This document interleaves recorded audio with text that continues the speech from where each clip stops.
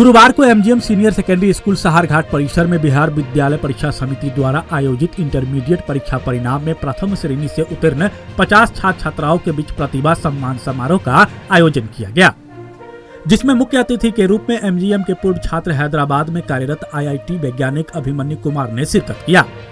कार्यक्रम की शुरुआत सर्वप्रथम अच्छे अंक से उत्तीर्ण विज्ञान संकाय में मोनू कुमार 448, मुस्कान कुमारी 408, अंकित कुमार 396, पूजा कुमारी 395, नितिन कुमार 394, विवेक कुमार 392, रामकिशन 392, स्नेहा कुमारी 392, विक्की कुमार 388, राधा कुमारी 386, आकृति कुमारी 382, आलोक कुमार 380, खुशी कुमारी 360, गीतांजलि कुमारी 360, आरती कुमारी 359, चंदा कुमारी 442, अस्मिता कुमारी 340, काजल कुमारी 332 और आरती कुमारी 316 समेत अन्य छात्रों को उपस्थित अतिथि और शिक्षकों द्वारा मिठाई खिलाकर खुशी का इजहार करते हुए मेडल से सम्मानित किया। वैज्ञानिक ने छात्रों को संबोधित करते हुए कहा कि हमने भी इसी विद्यालय से पठन पाठन कर इतने बड़े मुकाम को हासिल कर पाया हूँ। उन्होंने छात्रों का उत्साहवर्धन करते हुए कहा कि कठिन मेहनत और सच्ची लगन से बड़े सफलता हासिल की जा सकती है। बस कुछ कर गुजरने का हौसला रखते हैं तो अपना लक्ष्य निर्धारित कर उस पर फोकस करें। वहीं उक्त शिक्षण संस्थान के डायरेक्टर डॉक्टर विनोद कुमार ने कहा कि हमने हमेशा अपने विद्यालय के छात्रों को गुणवत्तापूर्ण शिक्षा के साथ साथ अच्छे संस्कार देने का कार्य किया, जिसका परिणाम आज हमारे सभी बच्चे अच्छे अंक प्राप्त कर क्षेत्र को गौरवान्वित कर रहा है। डायरेक्टर ने इस उपलब्धि पर छात्र छात्राओं को शुभकामनाएं देते हुए कहा कि शिक्षा का कई मूल मंत्र दिए। उन्होंने कहा कि कम अंक प्राप्त बच्चों को उदास नहीं होना चाहिए, क्योंकि अंक से किसी का प्रतिभा नहीं नापी जाती। आपको जीवन में कई परीक्षाएं देने बाकी है, इसलिए अपने आप को कितना अंक मिला इस पर ध्यान नहीं देना चाहिए। अच्छे अंक की ओर अग्रसर कठिन परिश्रम करते हुए बढ़ते रहना चाहिए। इसके बाद छात्रों ने भी इस सफलता का श्रेय एमजीएम स्कूल के शिक्षकों और अपने माता पिता को दिया है। कार्यक्रम का संचालन शिक्षक लाल मोहम्मद ने किया। मौके पर संस्थान के संचालिका कुमारी सज्ञान, शिक्षक पंकज कुमार ठाकुर, अशोक कुमार सिंह, विनोद कुमार यादव, राजेश्वर सिंह, हफीजुल इस्लाम, अभिभावक बलदेव शाह, अमीरी मंडल, उपेंद्र और डॉक्टर सुशील कुमार समेत सैकड़ों छात्र छात्राएं मौजूद थे। मैं मोनू कुमार, मुझे सम्मानित करने के लिए एमजीएम सीनियर सेकेंडरी स्कूल के डायरेक्टर विनोद सर एवं एमजीएम के जितने सारे टीचर्स हैं एवं यहाँ आए जितने सारे मेहमान हैं उन सभी का मैं आभार व्यक्त करता हूँ। और मेरे इस सक्सेस के पीछे मेरे पेरेंट्स का और मेरे टीचर्स का बहुत ही बड़ा योगदान रहा है।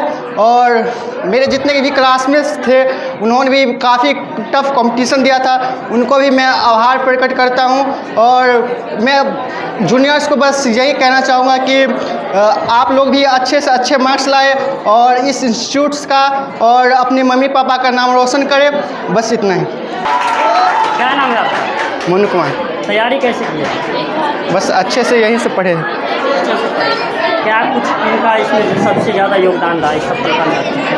हाँ, इस सफलता में सबसे ज़्यादा योगदान किसका रहा है? तो इस सफलता में सबसे ज़्यादा योगदान मेरे पेरेंट्स का रहा है और जो टीचर्स है उन सभी का बहुत योगदान रहा है। और जो मेरे दोस्त हैं यहाँ के जो क्लासमेट्स थे उन सभी का भी बहुत बड़ा योगदान रहा है। आगे जाकर क्या करना चाहेंगे? आगे जाकर जे मेंस और का तैयारी करना चाहेंगे। हेलो एवरीवन, मेरा नाम मुस्कान कुमारी है और मैं एमजीएम से 12th क्लास की छात्रा हूँ और मेरा 12th में 408 मार्क्स आया है। और इसलिए आज जो सम्मान समारोह है हेड सर हम सबके लिए रखवाया है, इसके लिए थैंक यू सो मच। और मेरा जो ये मार्क्स है इसके लिए मैं अपने पेरेंट्स को और हेड सर को क्रेडिट देना चाहती हूँ। और अपने जूनियर्स के लिए सिर्फ इतना ही कहना चाहती हूँ कि अपना 100% एफर्ट देने में विश्वास रखें और बाकी बात किस्मत पे छोड़ दें। Thank you so much. आगे जाके क्या करना चाहते हैं आप? टीचर बनना चाहते हैं। टीचर बनना चाहते हैं? हाँ। कितना मेहनत किए थे आप इस सफलता के लिए? बहुत ज़्यादा नहीं किए थे, लास्ट टाइम का किए थे। कितना घंटे पढ़ाई किए थे? कितना घंटा? 4-5 घंटा। 4-5 घंटे। मार्क्स तो सारे विषय से ही आते हैं और सारे विषय पर ध्यान देने चाहिए। और सर हमारे बोलते थे 5 टाइम लिखने के लिए, वो भी लिखना चाहिए क्योंकि उससे ही सारा कुछ याद होता है। और जैसा रूटीन हमारे सर बताते थे उस रूटीन को अगर हम पालन कर लेंगे तो हमारा मार्क्स बहुत बेहतर हो सकता है। और इसीलिए मैं कहना चाहूँगी कि अभी जो मेरे से जूनियर सब है वो सब मेहनत करें और अपना पढ़ाई अच्छे से करें और घर पे भी जाके सेल्फ स्टडी करें, क्योंकि टीचर तो पढ़ाई देते हैं और हमसे अपने से मेहनत करना करना पड़ता है। जब तक हम खुद से मेहनत नहीं करेंगे तब तक हम लोग का कोई मतलब हो नहीं सकता है। इसीलिए हम यही कहेंगे कि पढ़ाई करना चाहिए अच्छे से। सबसे ज़्यादा अंक किस विषय में आपको मिला? मैथ्स। कितना मिला? कितना परसेंट? 92% मिला। हाँ। कितने घंटे पढ़ाई किए थे? दिन में 4 घंटे पढ़ते थे और रात में 3 घंटे। इस सफलता का श्रेय किसको देना चाहेंगे? इस सफलता का श्रेय हम अपने डायरेक्टर सर को देना चाहेंगे। डायरेक्टर सर को देना चाहेंगे। आगे जाके क्या कर सकते हैं? आगे जाके मेंस का प्रिपरेशन कर रहे हैं, NIT में जाएंगे। पूजा कुमारी है, मैं MGM से ही पास आउट हुई हूँ। मेरा मार्क्स 395 है। मैं इसका श्रेय अपने डायरेक्टर सर को देना चाहती हूँ और मेरे इसमें इतना मार्क्स आने में मेरे मम्मी पापा का ही बहुत योगदान रहा है। और मैं अपने जूनियर्स को बताना चाहती हूँ कि पढ़ाई में ना मेहनत करना बहुत ज़रूरी होता है, क्योंकि जब तक मेहनत नहीं रहेगा तो हमारा करियर सेट नहीं हो पाता है। इसलिए आप लोग बहुत मेहनत कीजिए, पढ़ाई कीजिए, अच्छा रहेगा। Thank you. मेरा भी स्कूल ऐसा हुआ करता था, भले ही बड़े MGM से है सर, जस्ट आपके बगल में था, यही का स्कूल था। अभी तो बहुत ज़्यादा एडवांस हो गया है। एक चीज़ नहीं बदला है, वो क्वालिटी, एजुकेशन का क्वालिटी। वो अभी भी देख के रह गया है, एजुकेशन का क्वालिटी ऑलवेज कांस्टेंट है। मैं 2006 में यहाँ से पास आउट किया था 10th क्लास में। उस टाइम पे भी सर जितनी मेहनत और लगन से हम लोग को पढ़ाया, वो हमारा फ्यूचर जो है सेव किया कि आगे कैसे बढ़ना है। ये तो सब शुरुआत है। सब आपको बोलेंगे कि 10th क्लास पास कर लीजिए, 12th पास कर लीजिए, वैसे आपका इसके बाद कुछ मेहनत नहीं है। बट ये जस्ट आपका स्टेपिंग स्टोन्स है। इसके बाद में असली मेहनत शुरू होता है।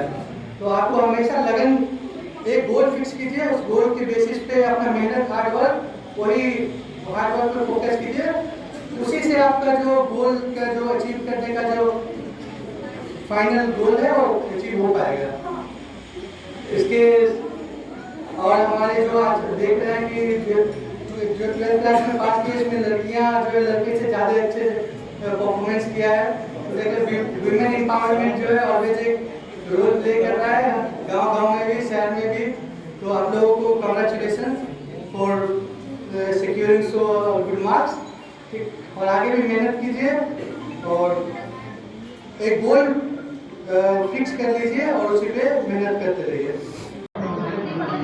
ये बड़े हर्ष का समय है। एक बार आप लोग जोरदार ताली बजाइए कि बहुत परिश्रम के बाद बच्चों ने जो उपलब्धि हासिल की है। हर वर्ष की भांति इस वर्ष भी जो अच्छी उपलब्धि है, इसके लिए एक बार जोरदार ताली आप लोग बजाइए। और मैं उम्मीद करता हूँ कि हमारे बीच हमारे जो अभिमन्यु जी, जिन्होंने आप लोगों के बीच में आप लोगों को इंस्पायरेशन के लिए जो बातें कही, वास्तविकता उसकी ओर भी मैं आपको ले जाना चाहता हूं। इन्होंने भी बहुत कड़ी संघर्ष करके एक मिसाल ज़रूर बने हैं।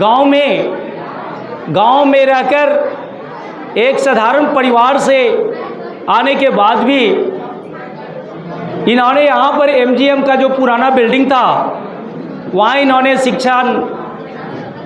शिक्षा ग्रहण किए और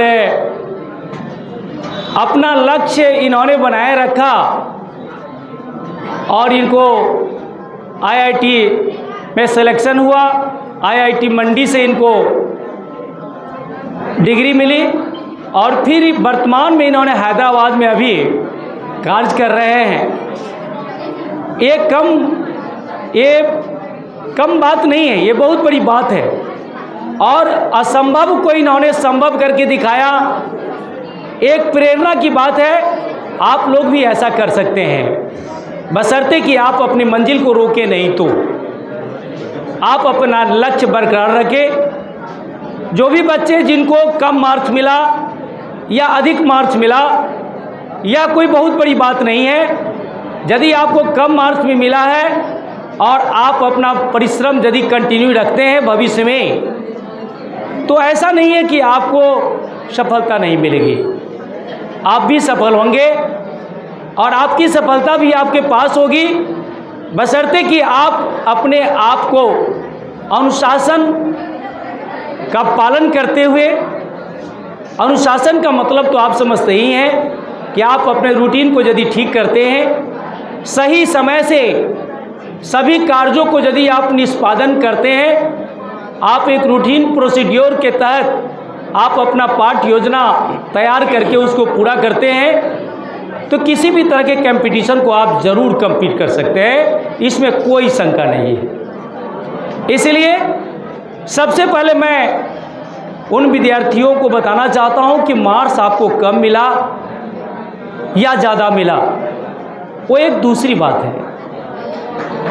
मार्क्स अच्छा मिलना अच्छी बात है, और मार्क्स कम मिल गया इसका ये मतलब नहीं कि वो विद्यार्थी बहुत बुरा हो गया, मैं ऐसा नहीं मानता हूँ।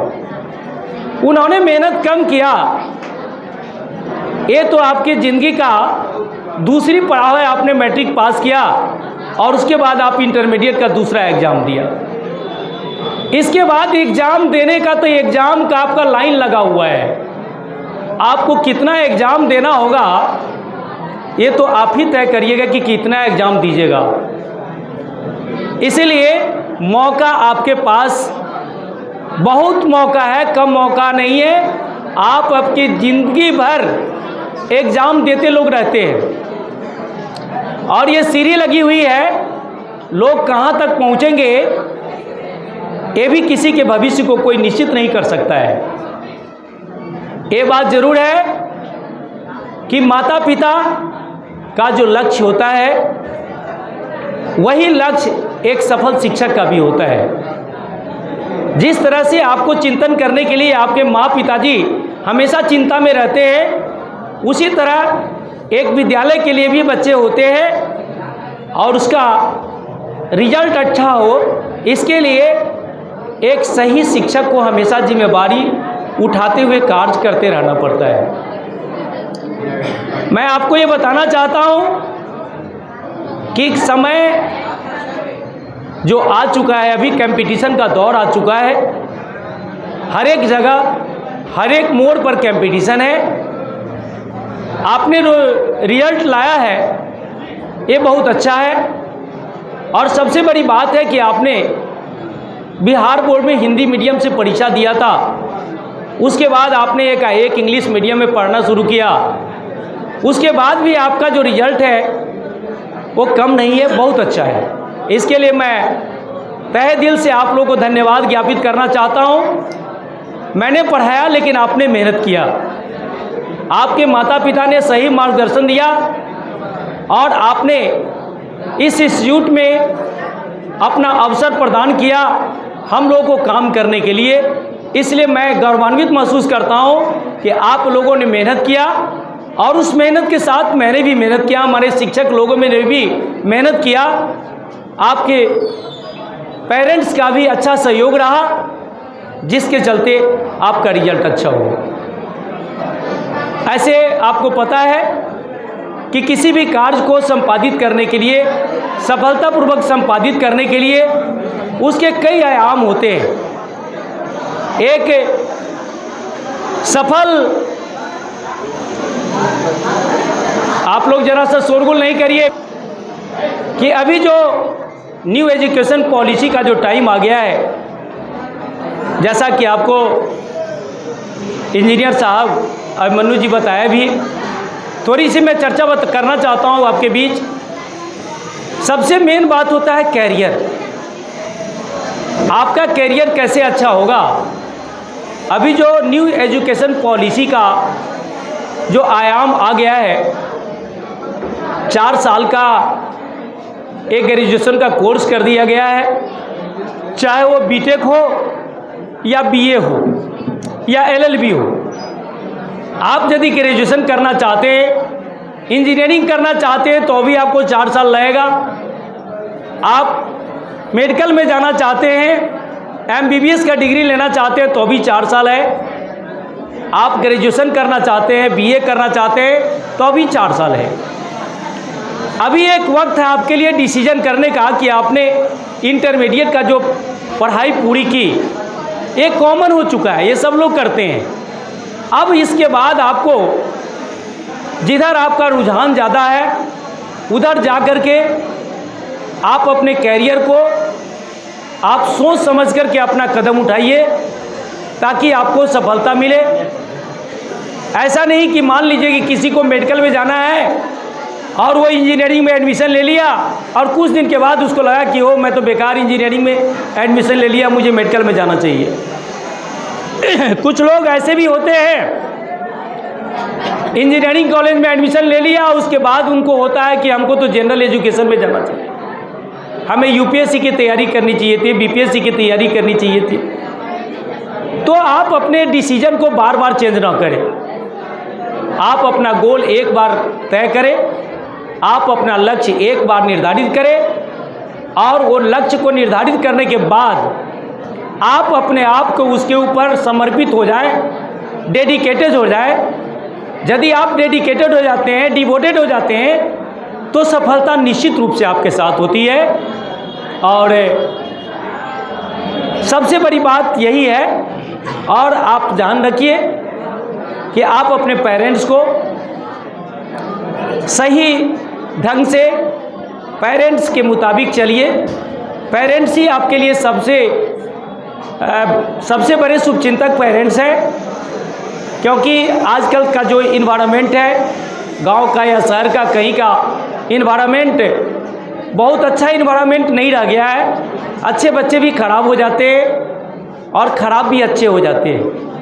इसीलिए मैं आप लोगों को बताना चाहूँगा कि एडमिशन लेने से पहले एक बार आप अपने सोच समझ करके आप डिसाइड करिए।